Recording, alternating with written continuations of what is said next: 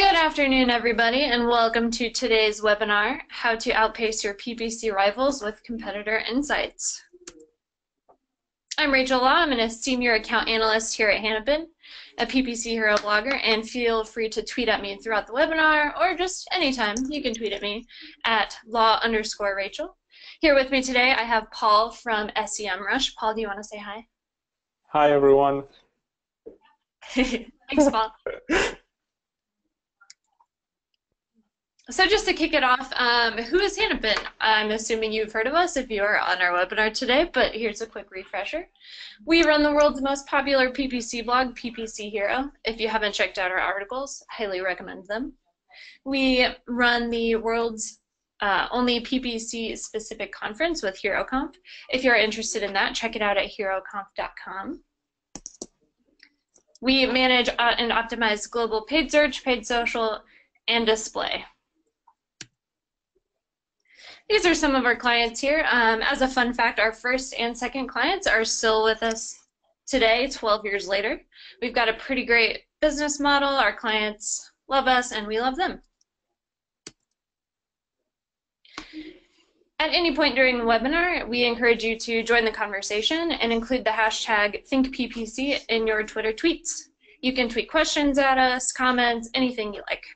Or you can use the webinar question box to send us questions through the webinar directly. So for our first poll question here today, how long have you been in PPC? Paul, how long have you been in the industry? Forever, since like 9th grade. So let's see. Yeah, I can't really do the math that quickly, but like over 10 years, 11 years, 12 years. So you're definitely in the D category here then. Yes, definitely. And I am just coming up on my 4-year anniversary here at Hanapin, so I am in the C group. All right, so we have our results, and it looks like 43% are in the 1 to 3 range, 19 in the 3 to 5, and 24% here with Paul in the 5+ years. So we should have some good content for everyone, no matter how long you've been doing this. And then I'll kick it off to Paul to start us. Awesome, Rachel. Thank you so much. And I'm super excited to be here right now. If you've attended any of my webinars in the past, I always like to start off with a quote. And so St. Thomas Aquinas, he was a religious monk in the medieval times. And I like to equate the two, conversion of the mind and conversion of beliefs with marketing conversion. I think there are parallels there. And so this isn't a webinar on religion, but what St. Thomas Aquinas said was very relevant. And so in my mind, he was one of the first marketers because his job was to recruit people into religion. And he said that if you want to convert someone, go to where they are, introduce yourself, take them by the hand, and then guide them to where you want them to go.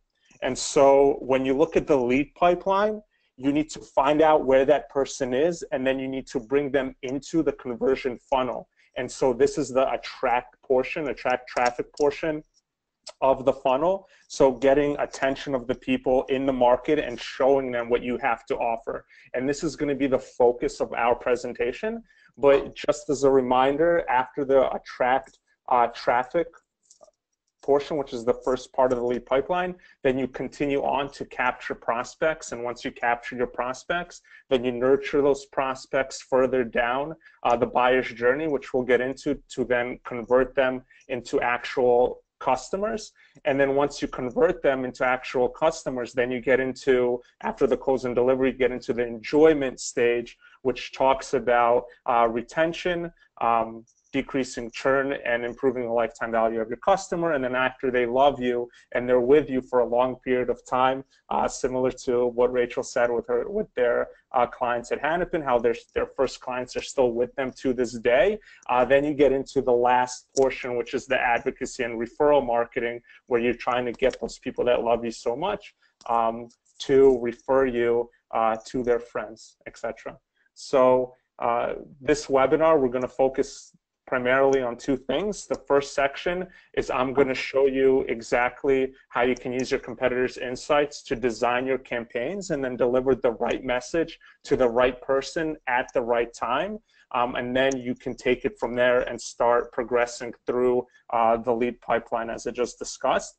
And then after that, Rachel's going to take over, and she's going to show you how you can then use your competitor's insight to increase your ad rank and then lower your CPC costs, because Google has an algorithm. It's called ad rank. So when you start running your ads, there's certain factors that go into this algorithm, and assuming that you're able to reverse engineer ad rank that algorithm, then you're able to see what factors go in, and you can apply those factors into ad rank. And then once you have a high ad rank, then your CPC costs will decrease, so you start paying less to acquire those prospects initially. And so I'm super excited. Rachel's going to get into auction insights, and then we're going to show you exactly how you can do that. So Rachel, are you excited?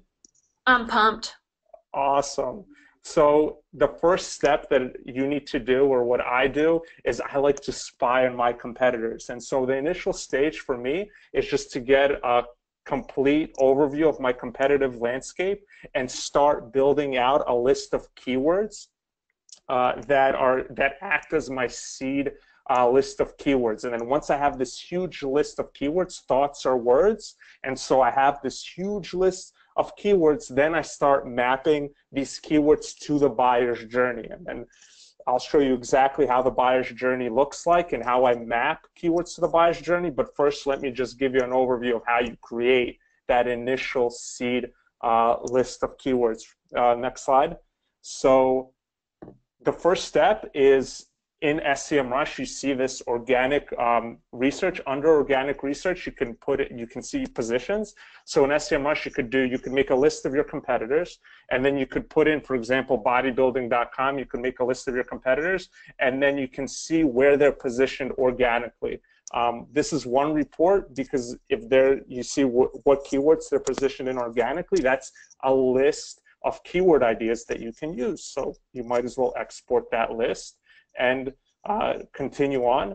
And so the other option for you, you're creating this huge seed of lists. So the next thing that I do is I go under advertising research, and under advertising research, there's this positions, right? So if you search for bodybuilding.com, you will get a list of keywords that trigger an ad. So right now we're looking at the search network. In the GDN network, there's the search network, there's the content network. So here's on the search network, all of the words that are triggering specific ad placements. And so you're like, okay, now I know which ads they're running and which keywords they're bidding on, and I know what ads are showing, so you can export that list as well, or you can just go through the table view at SEMRush, and there you have pretty close estimate of exactly what their strategy is on AdWords. So then the next step that you can do is you can also put in a keyword. So you can search on a keyword level, not necessarily by your competitors. So you put in a term like bodybuilding, and then SEMRush is going to give you all the related keywords and all the keywords that are semantically linked or relevant to that initial topic keyword that you searched for. So now you're getting this really large list of seed keywords. Again, these words, these thoughts that you can now play around with and start using to design your ad groups. There's one more source in SEMRush that I'm going to talk about in a few minutes.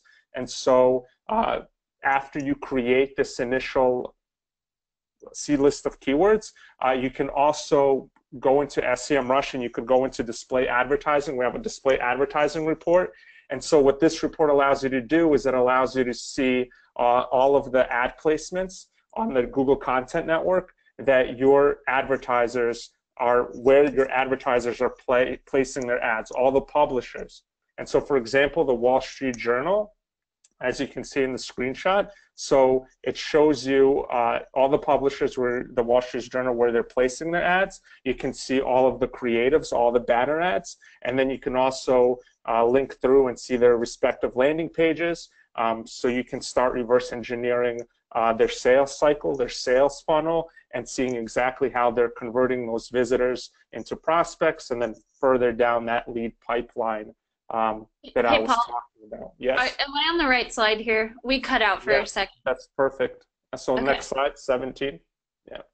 So here's just the example. So like with the Wall Street Journal, I clicked on one of the banner ads in SEMRush, and it takes you to the landing page that they're using to further guide their prospects through the buyer's journey.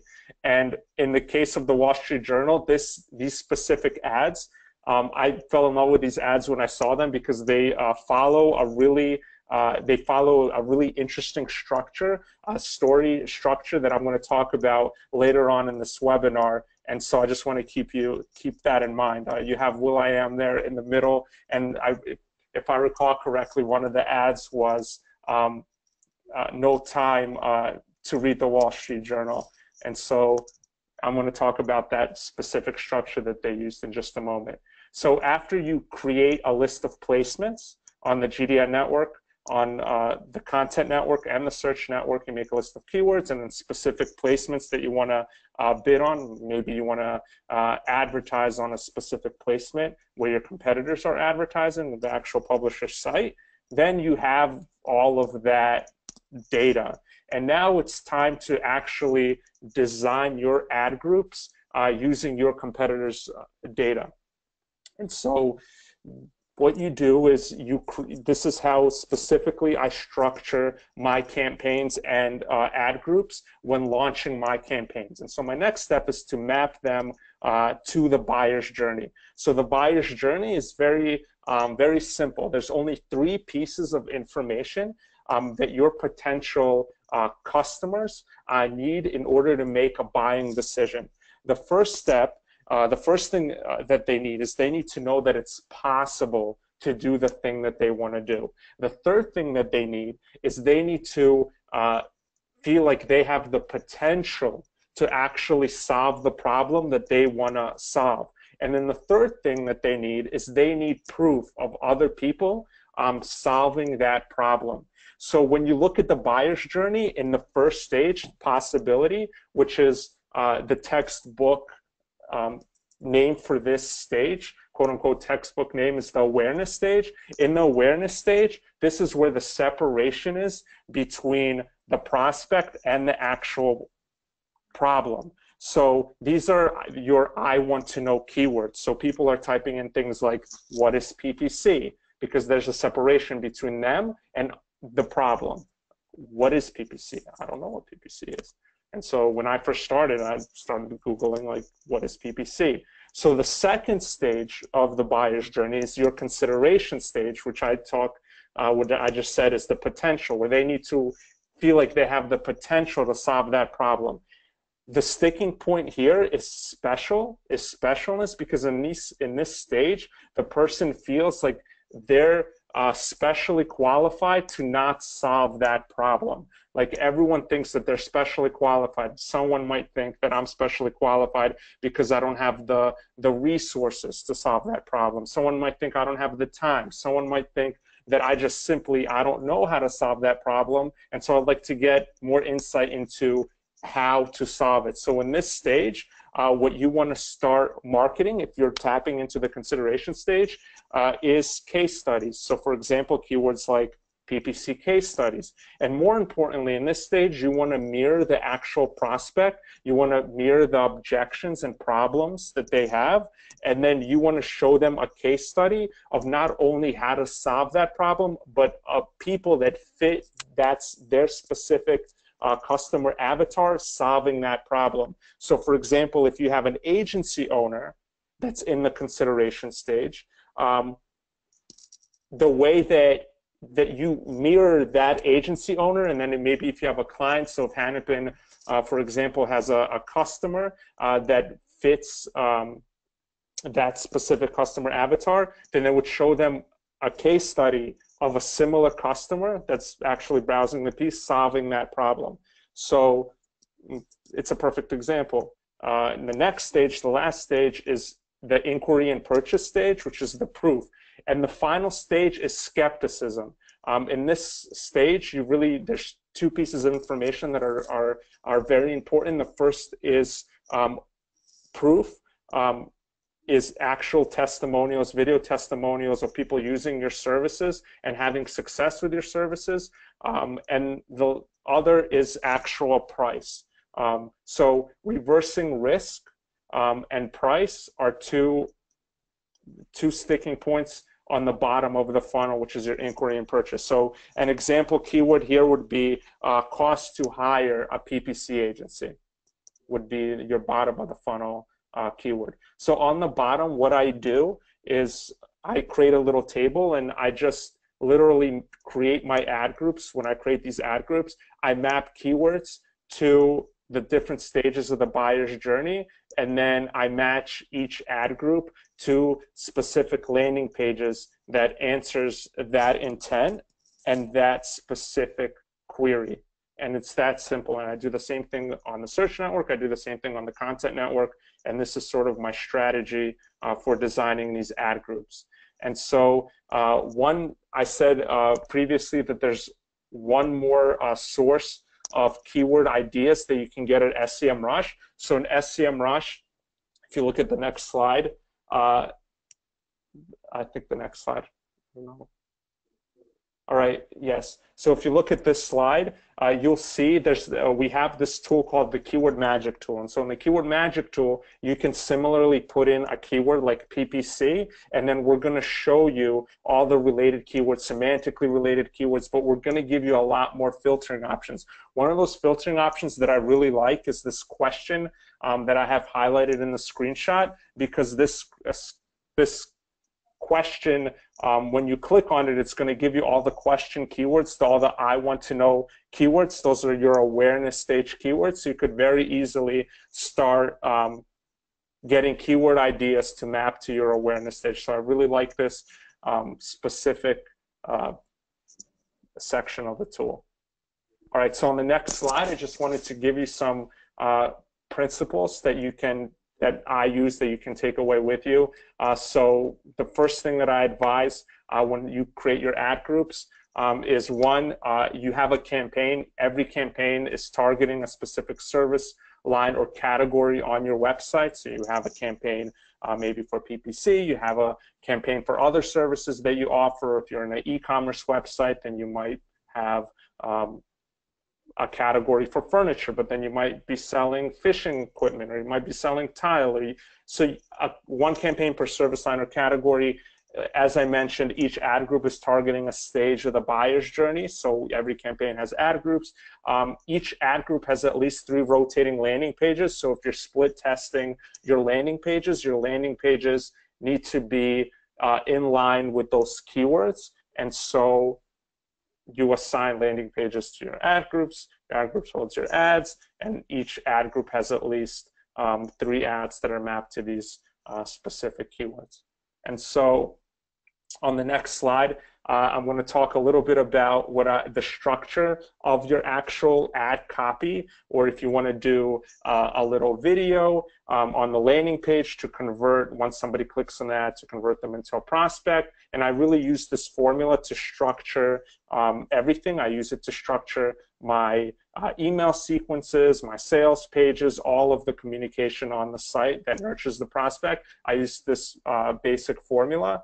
And so it works as following. Instead of delivering an exposition or delivering raw text, what you want to do is you want to tell a story. And the reason why stories appeal to people is because it helps the brain map things. So the setting helps them contextualize it in the world when and where the story happens. The character gives them someone to root for and someone to root against. And the conflict, it creates tensions, which creates curiosity for them to see what the actual resolution is. So all of these things, these components, they work together to make a piece of information, to make a message come to life. So in the conflict, that's your problem stage. So when you're, for example, in the awareness stage and you want to outline the problem, your character is experiencing problems. These problems mirror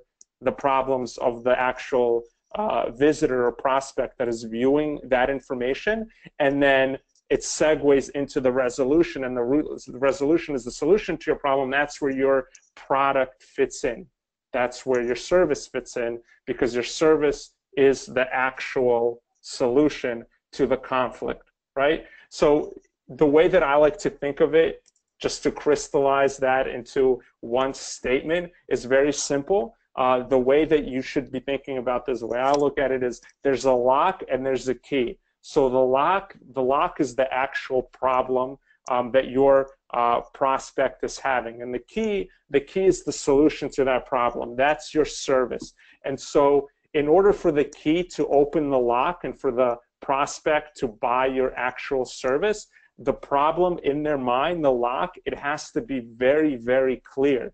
Because if the lock is not clear, then the key won't open the lock, and then you won't make a sale. So at the awareness stage, the problem is very vague. So it's very important that when you're mapping your keywords to the buyer's journey, you need to understand that at the top of the funnel, there's more of a nurturing process to lead them all the way down to that bottom of the funnel keyword, because at that bottom of the funnel keyword, the problem is very clear in their mind. You only have those two sticking points, and so your key will be able to open the door. All right? So next, we're just going to talk about, I'm going to loop Rachael in, and she's just going to talk about auction insights. And so once you have your ads running on the Google Content Network, on the Google Search Network, now you want to lower your CPC costs. And now we're going to get into the auction insights report and show you how you can use your competitors to decrease your CPC costs. And Rachael, take it away. Thanks, Paul. So we're going to talk about auction insights, how you go about doing that within your AdWords interface, and how everything Paul just went over about the customer journey and how that actually does tie into your quality scores, which affects your CPCs, your ad ranks, and really just overall how competitive you are in the space. So we'll do a really quick how-to. I'm guessing most of you have looked at auction insights, but if you need a quick refresher, we'll go through that very quickly. So a new thing in the AdWords interface, you can actually filter for campaigns that have auction insights available. Sometimes you'll go in and select a campaign and Google will spit back not enough data for auction insights, which is very frustrating. Save yourself the pain of going through that by slapping on this filter before you even pick your campaigns to do your auction insights report. And once you use that filter, if you choose to, I recommend selecting specific campaigns rather than going under the details menu and selecting all. You'll want to look at your auction insights based on a specific category, so maybe branded or non-branded or one specific product that you want to look at, because your auction insights will be different based on that campaign. So I would just select the ones you care about the most. And this is what your report looks like once you get in there. You get your impression share, average position, overlap rate, and we'll go through all these metrics later, so no need to try to read all this here. I did want to call out, though, that you'll see this little text above the report that says 54% of available impressions were used to generate this report. 54% is not a lot of your impressions, so just know that when you are pulling these reports, that Google is sort of sampling your data and you're not really getting everything in this report. So just take it with a little grain of salt, just know that that's there. And once you pull this data, I like to go ahead and put it into Excel, because we are Excel nerds here at Hanapin. We like to put everything in Excel. Pivot tables are our best friends. So this is what I like to do. I like to throw in some conditional formatting just to make it really easy for whoever's looking at this, whether it's your client, your boss, your colleague. It makes it easier to see what the heck is going on rather than just a bunch of numbers. And so you'll want to look for any significant changes over time with this conditional formatting. So in this case, this particular competitor, their impression share has been decreasing lately. And we want to know, well, why is that? Are they pulling back on budget because of seasonality, or is their business tanking? You know, that just, it gives you somewhere to start digging into. And you'll also want to look at how your average cost per click corresponds to these changes in impression share. So as your impression share goes up or down, what's happening to your cost per click? If your impression share is going down and your cost per click is going up, look at what the other competitors are doing. Are they getting way more aggressive, which is driving up your cost? That's something we see all the time. And it's super frustrating. They're like, it's going to cost us double. They get the same clicks. But this is usually the starting point of how we begin to troubleshoot things like that. And for overlap rate and position above rate. So overlap rate is how often you and your particular competitor show at the same time in the same auction. And your competitors with a high overlap rate, those are going to be the ones that you want to look at. These are your main competition. They might not be above you all the time, but they're definitely within eyesight. When a user searches for your product, you want to know who else they're looking at. So here's a quick example. In this particular search for workout clothing, all of these ads are overlapping competitors, but you'll see that Carbon 38 outranks Fabletics. So that's what we're talking about with outranking and overlapping, if you get confused by that. And now we'll talk a little bit about ad rank and what that means. So your ad rank is determined by your bid amount, your quality score, and then the expected impact of extensions and other formats. So that's basically just how appealing is your ad to the user. Does Google think that your ad is good? Is it serving the user in the best way? So first with your bid, Auction Insights along with your quality score, it's a great way to determine where you should be increasing bids. Usually here at Hanapin, this is a major bidding methodology that we use. So we'll look at our quality score along with the quality score factors. So in this example, we have a good quality score. 8 out of 10 is pretty solid, but our ad relevance and expected click-through rate, that's all great, but we're still losing impression share. And then you think, well, what the heck? My quality score is great. I shouldn't be losing impression share. That's a signal that it's probably your bid. And just a quick note about average position. If you're only using average position to base your bid off of, you could be missing out, because in this example, we have a 1.1 average position, which is great. But like we just mentioned, we're only at 64% impression share. So when we are showing, we're showing in the top spot, which is great, but we're missing out on so many potential impressions and eyeballs on our ad because our bid isn't high enough. And moving into the quality score factor, so this is made up of expected click-through rate, ad relevance, and landing page experience.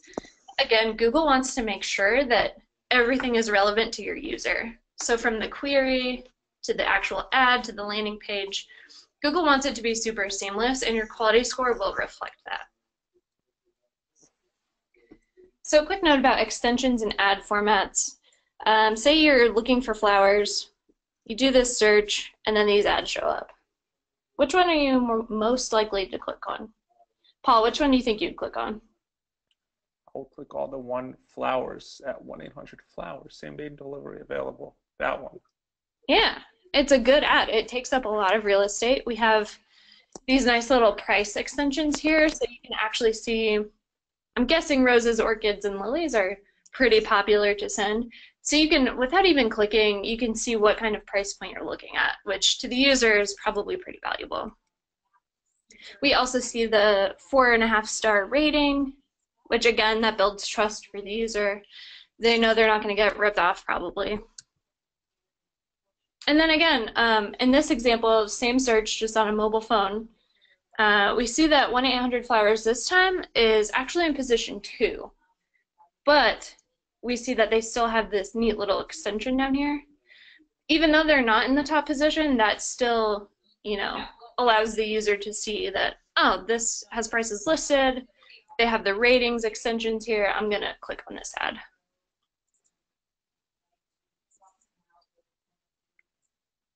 So expected click-through rate. So this is the little info box that you get in AdWords if you click on the little bubble in the interface. I wanted to call out that it says this score is based on past click-through rate performance of your ads. They exclude the effects of ad position and other factors, such as ad extensions. So ad extensions affect your ad rank, but they're not taken into consideration for your quality score. I just wanted to point that out. I think that's something that's frequently missed.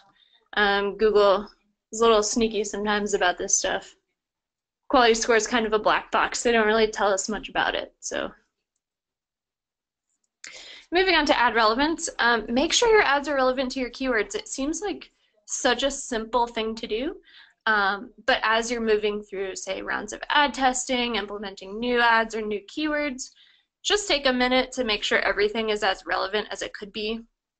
If you do have a below average relevancy score, this could be due to your ad groups being way too broad.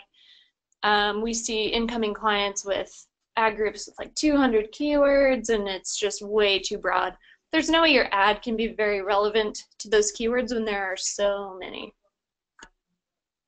And then again, you just want your ads and keywords to be very specific to whatever that user is looking for. And with landing page experience, is same deal here. We should be drilling it into your head that this is all about the user experience. From the keyword, whatever they search should match up with the keyword that they're matching to. Their ad should be exactly what they're looking for, and your landing page should reflect all of those three things that come before it. Yeah, definitely agree. So like just like one really simple example, like from the top of my head. So like when you look at like the query, for example, it's also really important to keep your customer avatar, your persona in mind. So like when we looked at the various stages of the buyer's journey, awareness, consideration, inquiry, and purchase. So for example, if you have someone with a business and they're, for example, searching for a keyword, let's look at something at the top of the funnel, like how do I generate more leads for my business? And so when you look at the actual ad and then you go to the landing page and you put something like generate more traffic, that small business owner or even medium-sized business owner might not even know what traffic is. So for them, traffic could be something that that he just stood in when he was on his way to work.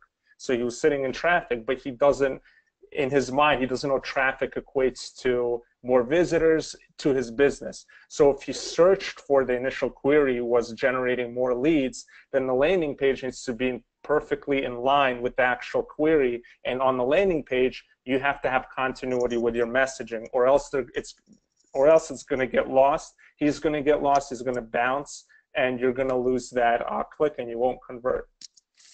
Yeah, that's a great point. And another thing I like to do, especially with, say, e-commerce clients, if you have Google Analytics on your site and you have site search enabled, if you have a search bar, looking at what the user searched on Google, what keyword they matched up with, where they landed, and then if they searched on your site, what they actually searched for, that can be very insightful in figuring out, okay, why didn't this campaign convert very well? And then you find out, well, oh, the initial query, they landed on a page that had nothing to do with that, and they had to search again once they got on our site. So that causes a lot of friction for the user. Yeah, exactly. All right, we'll go into application. So when you're pulling quality score factors, Google has finally put this in the interface as columns that you can add. Super handy. I love this. They have their own section under metrics for quality score. I usually just dump all those in there. And these ones that say historical in parentheses, once you segment your data by time, whatever you want to do, weeks, months, years, you can see how your quality score changes. And I also like to pull these into graphs. I know pie graphs tend to get a lot of hate, but I think in this instance they work okay for just showing, obvious places where you need improvement. So in this example, for the creative quality score, that big red section of the pie definitely catches your eye. We're at 46.9% below average. So that's something that this particular set of keywords really needs to work on, is getting those ads more relevant to the keywords that they're showing for.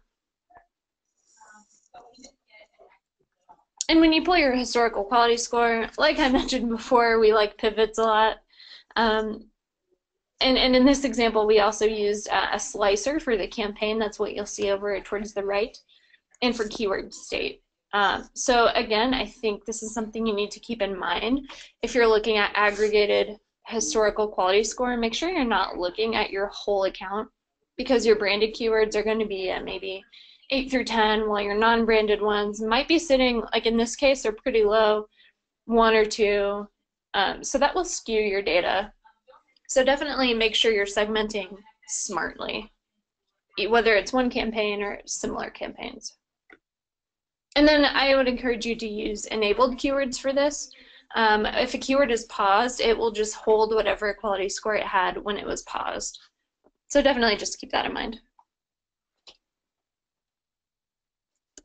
And here's another quick example of that conditional formatting. Makes it easier for the user to see. And I have a little screenshot of how we set up the pivot here with all the different filters and columns. It's great. I hope you love pivots as much as I do. It's okay if you don't, though. So if your quality score is a little lacking, this is where we circle back to auction insights, look at your top competitors, and look at what they're doing. You know, maybe you do some Google searches to look at their ads. Maybe you look at SEMRush. Whatever you need to do, check out their landing pages, their ads, try to see what keywords they're running, especially if they are increasing in impression share. They're sneaking up on your territory, and you don't want that to happen. So be proactive about it. That's what we like to do. And this is where we will actually transition back into SEMrush and how you can use that to spy on your competitors and look at their ad copy. Awesome. Thank you, Rachel. So Rachel just gave some really great insights about the Auction Insights report, but there's potential issues with Auction Insights, and one of them is that you're only seeing the competitors that you're competing against for that specific auction, right? And there's also budget limitations, because the auctions report is based on a sample of data of your overall impression share. As Rachel just said in her previous screenshot, she showed you that the report is showing 54% of your overall impression share for all the keywords that you received. So now your budget becomes a factor, because if you don't have a very high budget, you don't have high enough impression share, then all of a sudden your screenshot could just show data not available. So with SEMrush, you can go in and you can make a list of all of your competitors, right? So for example, in this screenshot for Wayfair.com, I could look at their historic data, so success leaves clues, so I could see specifically what ads they ran in the past and what ads they're currently running. I could get insight, for example, for Wayfair.com. I could see what kind of ads they ran, what kind of ads are they running in the current season, what kind of promotions do they have during holidays, what kind of promotions do they have for specific branded keywords, for specific product lines. Maybe a product is going out of stock, or the manufacturer is no longer carrying that product. And so you can get a very specific information and a lot more detail about their overall advertising strategy. Another thing that you can do, specifically related to quality score, is that in SEMrush we have a position tracking. So not only do we have position tracking for the organic sites, so for the keywords that are ranking organically in Google, but we also have position tracking for AdWords. So as you're running your campaigns in AdWords on the search network, then you can put them into SEMrush. You can make a list of your competitors and put that into SEMrush, and then you can actually see where your ads are positioned. And so what starts to happen is we'll tell you, SEMrush will give you an alert. We'll let you know, look, you were position 1, but now you're position 3. Or one of your competitors was position 1, now they're position 2, or they're position 3. And so what starts to happen is you can start watching your ads like a hawk. So maybe one of your competitors, somebody that's managing their actual campaigns, you notice that their quality score went down. So if their quality score went down and so they're decreasing their positions, then you can look at your ad groups, make sure that everything's in line, that your quality score is high, and then quality score times PPC, that's going to determine your position. So now you have sort of a higher quality score, and now you can increase in your position. So I really like watching my ads like a hawk. And so having this ability with SEMRush Position Tracker for your paid campaigns is very valuable.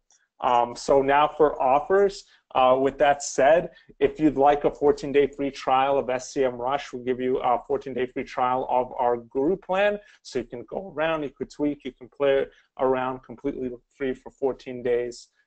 Then feel free to, Rachel's going to have a poll. So if you'd like that offer, Hanapin will send it your way. Yes, and then Rachel, you can take over from here. Yeah, so Hanapin is offering a solutions blueprint. So solutions blueprint is a free custom account analysis for any company or brand that spend about 15K per month in ad spend. So we have Hanapin's experts looking in your account and comparing your structure and results to industry standards. I would highly suggest this to in-house PPC teams. It's a great way for us to double check your work with a fresh set of eyes. It's easy to get bogged down looking at your own account day in and day out, so this is just a great way to get another double check on your account. Or if you'd like both, you can select C. Or if you don't want either of these, that's okay. We're still glad you came. And I think with that, we will go on to the Q&A portion.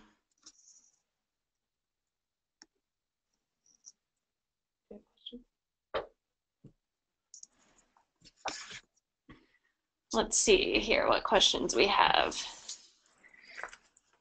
So our first question is, does SEMrush show ads for mobile? Yes, we do. We have the desktop database, and we also have the mobile database. And so you can, there's a section in SEMrush all the way above, right below the search. I don't have the screenshot in front of me. You could select mobile. So you can have mobile data as well. Do you find that mobile stats and mobile data differs a lot from desktop? So it does differ. And so what I recommend that you do, the data does differ, but I don't know who's asking the question. If I could get a little bit more context, what's important to do is look inside your Google Analytics and then look at your cross-device attribution.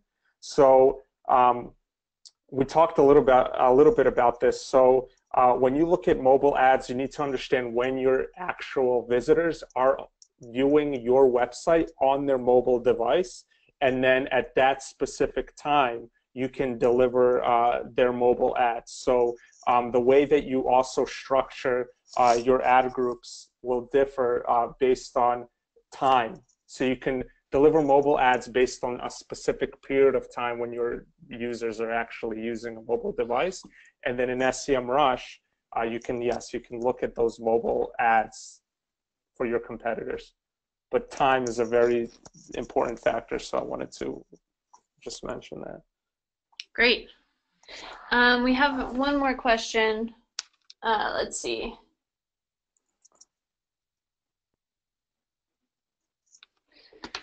If you need to raise bids, do you raise them aggressively all at once or more gradually? And I think for this one, it depends on what keywords they are. So if they are very important either to your brand or they're top performers and you need to raise bids, I would say you can get a little bit more aggressive with raising those. For all of your other keywords who you still want to show for, but they're not super important, they're not bringing in tons of conversions, you can do a more gradual increase with those. Yeah. Okay. How would you recommend using the ad relevance and quality score metrics if you're running CPA bidding? Let's see. So if you're running CPA bidding, Google is in theory doing all of your bidding for you to optimize your CPA.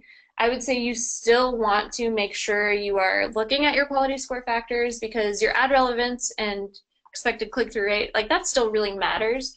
So I'd say that's a good way to optimize your ad copy and making sure you're doing everything you possibly can to get the best CPC even though Google is handling your bidding. And you have to remember also, like to that point, like when you're paying cost per customer acquisition, right? Like the messaging doesn't stop on the landing page, like it continues down the funnel. So you have to keep in line with the messaging that you put on the top all the way throughout your entire funnel to the conversion. Would you agree, Rachel? Yeah, So definitely. you have to like look at your entire sales cycle and make sure everything's perfect, depending on where you tapped into the conversation. Yeah. Our next question is, if ad position is not the best metric on what to do with bids, what would be better? So I like to actually use search impression share along with either a CPA if you have a certain CPA goal or a conversion rate goal.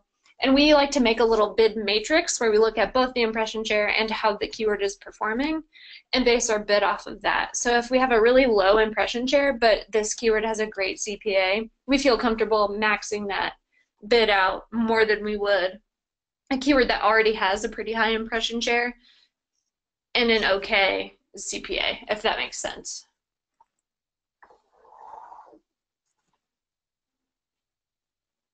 Okay, what are your thoughts on the maximize conversions bidding strategy? So I don't know what Paul's thoughts are on this, but I know here at Hanapin, we do sometimes use those automated bidding strategies, but we really like to control our own bids for the most part. Again, it depends on so many things. The size of your account, how much time you want to dedicate to bidding. Again, we like to set up some automated sheets and templates that we use to change our bids without fully relying on Google to do that for us. It can work great for certain campaigns, but we have had some instances where it just didn't work very well. So you just have to test it out. Yeah, and I definitely agree. Like all my bid adjustments, and I'm exactly what Rachel just said. Like your bid adjustments, the way you adjust your bids, it comes down like to, like I mentioned before, like the devices, the time, and so the conversion that you're getting on keywords. So like you want to do those bid adjustments manually.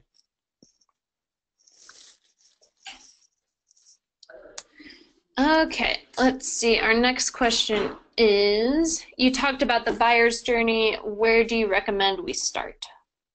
So when you look at the buyer's journey, as I'm like, if we look back to the chart, like awareness, consideration, inquiry, the buyer's journey, each stage has a lot of sticking points.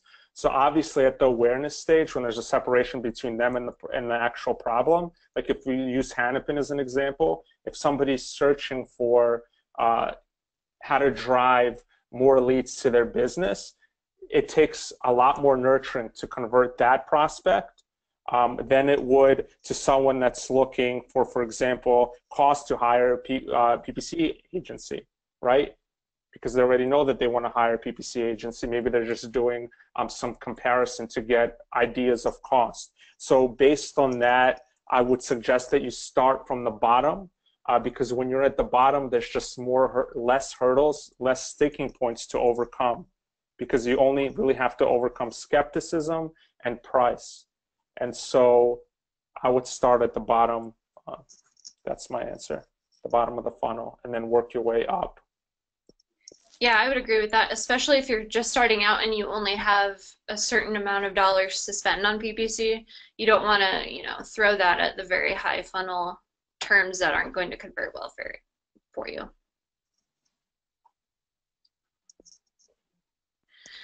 Okay, our next question is, what do you recommend for clients with very high CPCs and low budget?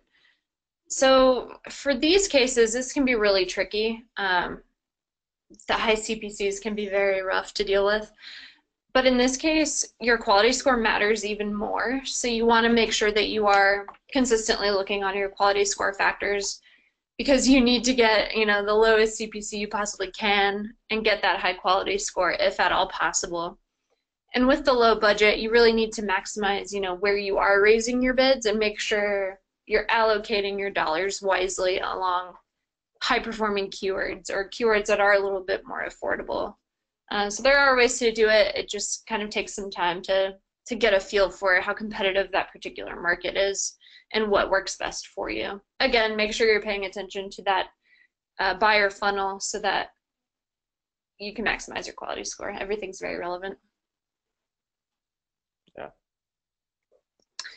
All right, so we are about to wrap up. Feel free to tweet questions at us throughout the rest of the day.